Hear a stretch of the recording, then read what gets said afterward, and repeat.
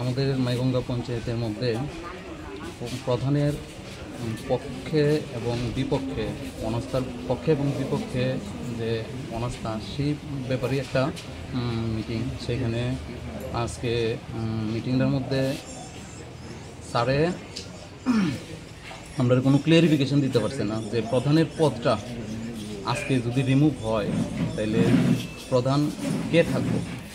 তাহলে আমরা চাইছি যে প্রধানের পদটা যদি আপনার রিমুভ হয় তাহলে নতুন করে যদি যে প্রধান হয় তারে নামটা ঘোষণা করে আজকেই যাতে নতুন প্রধান তৈরি হয় আর কি, সেই ব্যাপারটা নিয়ে।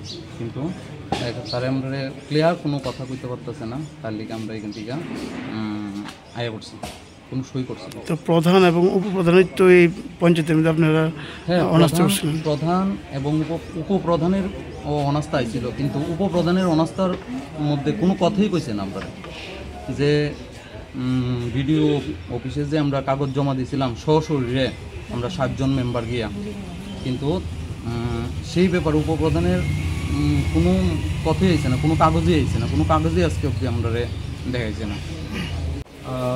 মাইগঙ্গা গ্রাম পঞ্চায়েতে আজকে একটা স্পেশাল মিটিং ছিল অনাস্থা নিয়ে, প্রধানের রিমুভাল নিয়েছিল।